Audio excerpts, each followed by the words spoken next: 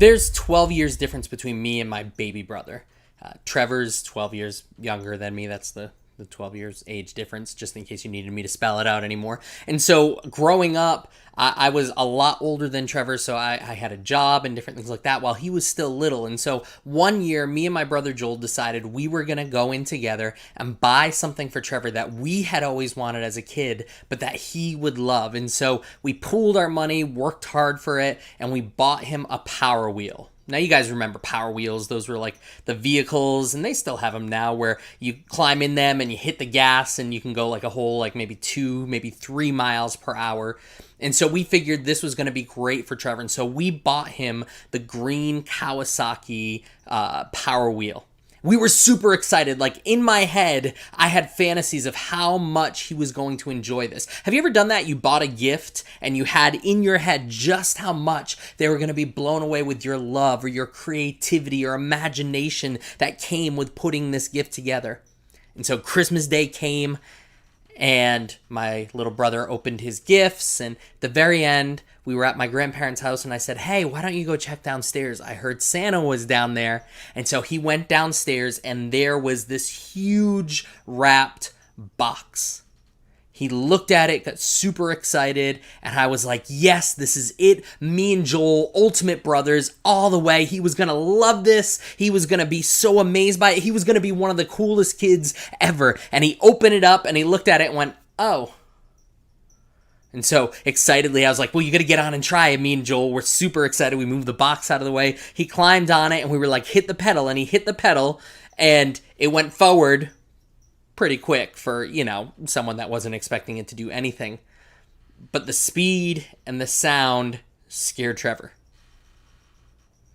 He didn't ride on it for a whole nother year after that. And even when he did ride on it, it was only for a little bit. This ultimate expensive gift that me and my brother Joel were so excited to give Trevor, we built it up in our head, we hyped it up, and then we gave it to him, and thinking that we were going to win like Brothers of the Year, instead, he would have rather played with something else. I mean, I don't know about you, but I, in that moment, was super disappointed because I hyped this up for something, and he didn't react the way that I wanted him to. When it comes to the Bible, we can kind of feel the same way or see the same way.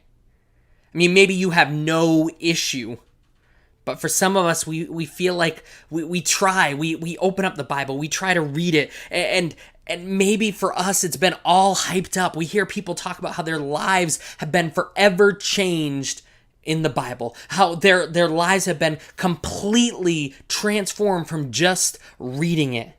Maybe we've heard before about how this Bible is going to have every answer that you are looking for. I mean, maybe for some of you guys, you've been in Epic long enough, you've been like, okay, I've heard people talk about how I need to read the Bible, and Josh, on a constant basis, talks about how we need to read this Bible. And for you, maybe you've opened it up once or twice to find those answers or to understand what is so life-changing about it, and you read it and you're just like, what? What is all the hype about? This isn't giving me the answers that I'm looking for.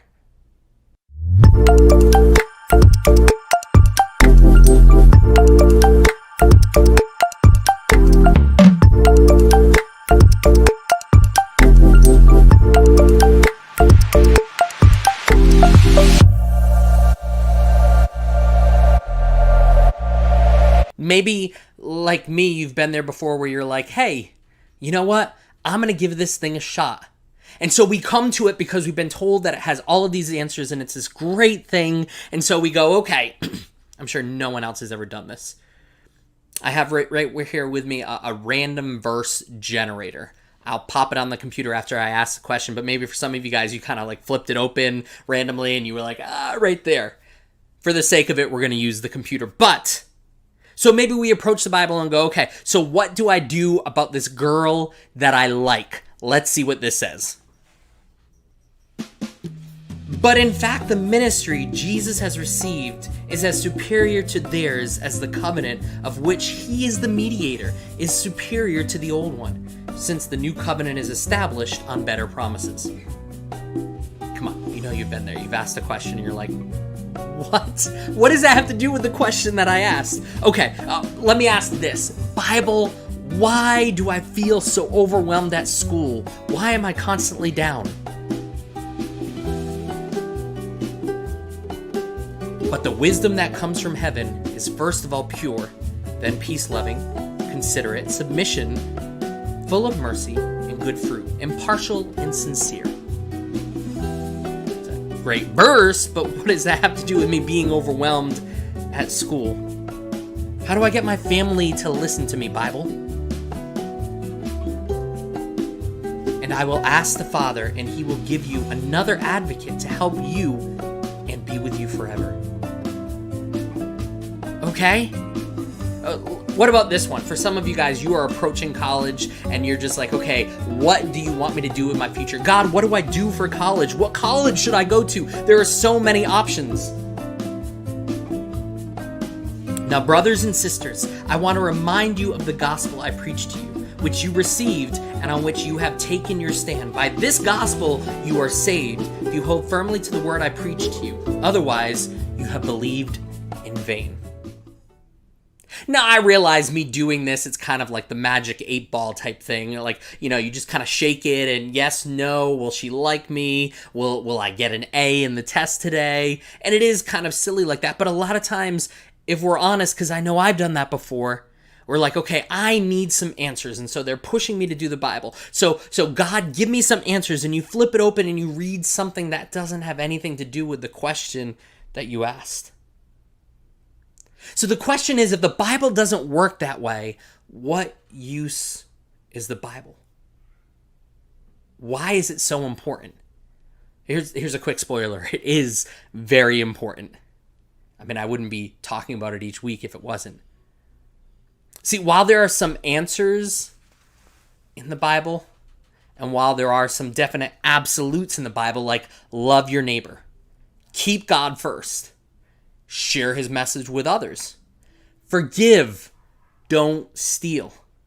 While there are some of those absolutes and some of those answers in the Bible, surprisingly, the Bible isn't meant to be an answer for everything. It's not meant to be an answer for every question that you have or you come across. But the Bible is meant for so much more. Psalm 119, 105 says this: your word is a lamp for my feet and a light for my path. What does a light do?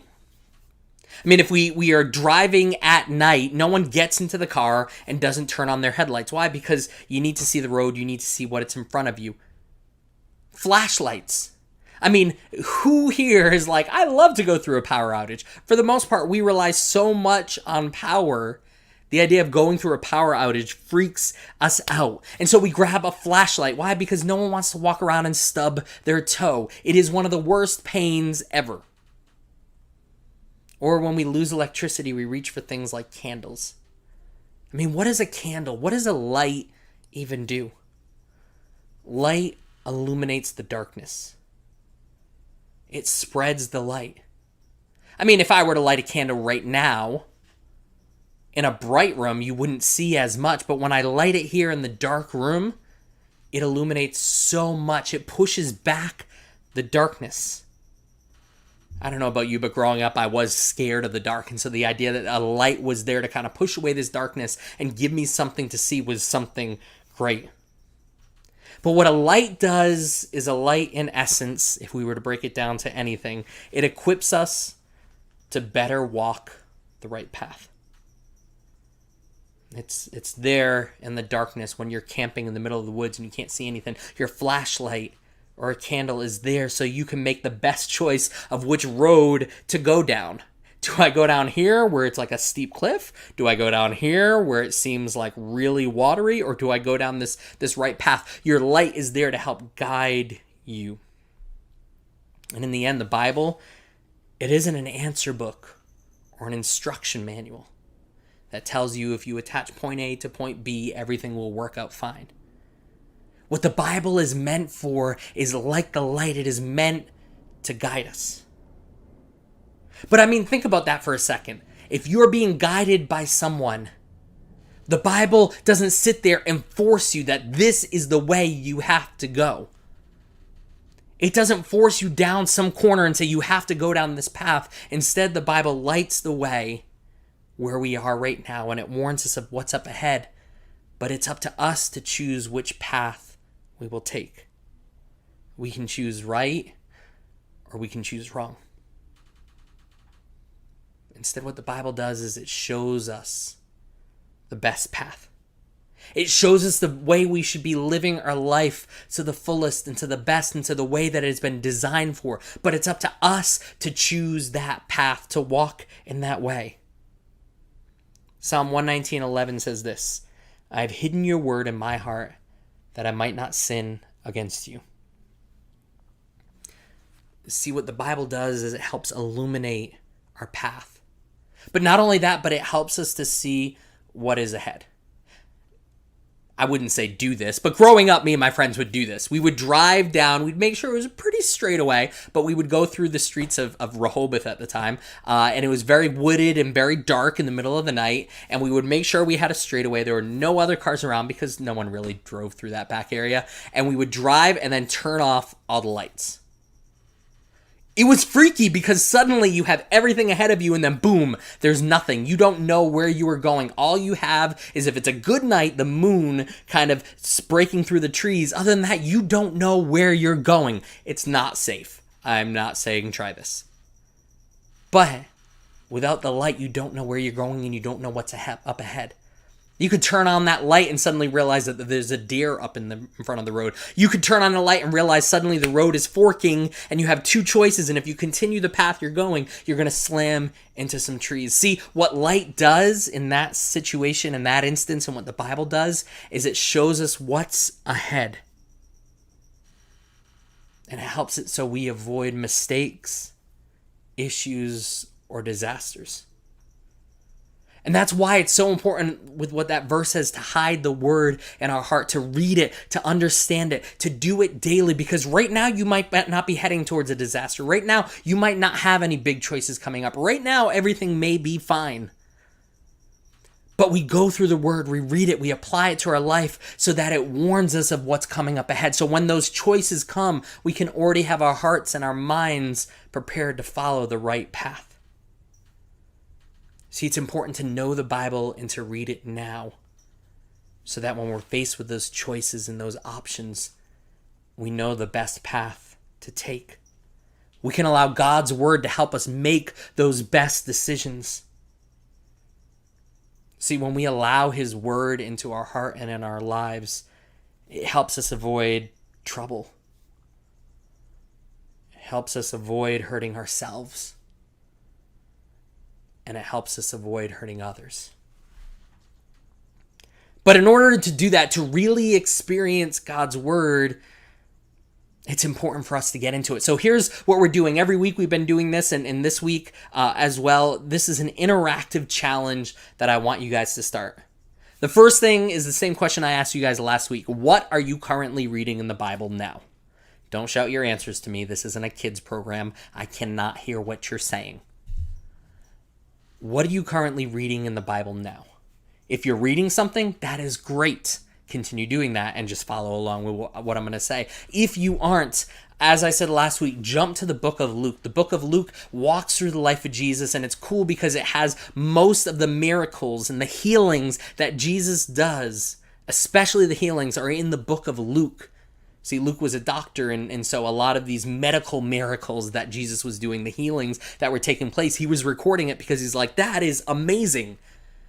So the book of Luke has most of the healings that Jesus did. So I challenge you to go to the book of Luke and start reading it with us.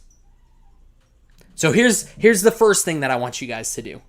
Whether it's in the book of Luke or whatever else you're reading, I want you to make the choice to daily read 10 minutes of the Bible.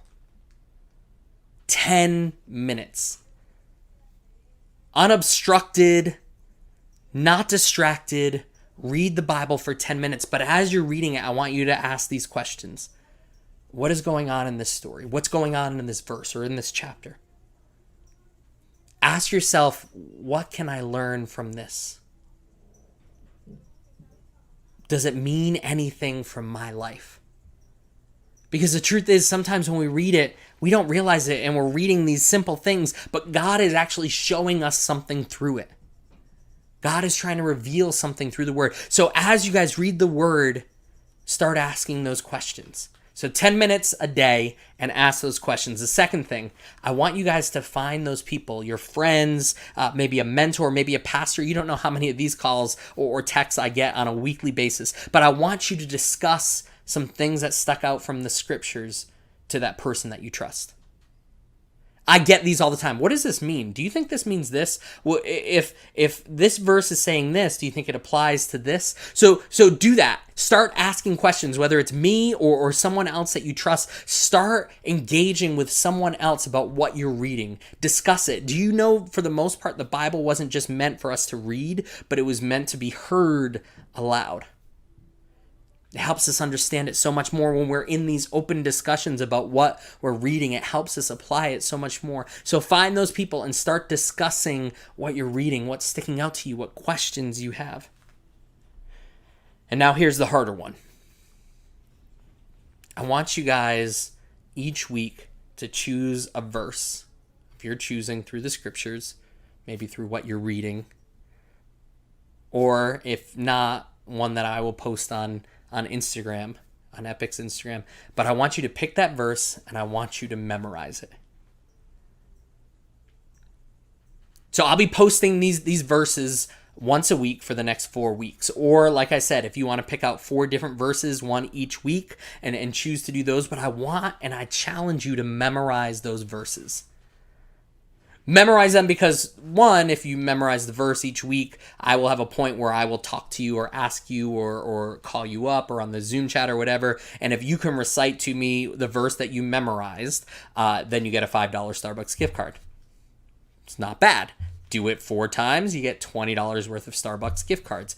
That's a really, really easy way to earn some Starbucks gift cards. So are you doing it just to earn money? No.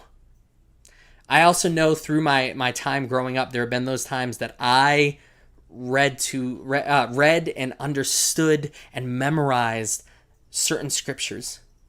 And what I found was those scriptures later on in life, when I was hit with challenging points and I didn't have my Bible around, when I was being questioned, when I needed help in something, when I just wasn't sure, sometimes when those verses were needed, God helped remind me of those verses. And because I memorized them, because I had them in my heart and on my mind, I was able to remember that verse and share it with someone else or share it with myself for encouragement and for help. So I challenge you guys to study it, to read it, to memorize it, because it'll help you when you need it the most. So let's do this. Let's get in this together and start reading the word, start asking questions, start sharing with others and conversing and diving deeper into the Bible and making it real. It might not have all the answers, but it has the wisdom and the light to guide your path. So let's start jumping in and doing this together. All right, love you guys. Miss you. Can't wait to see you soon. Bye.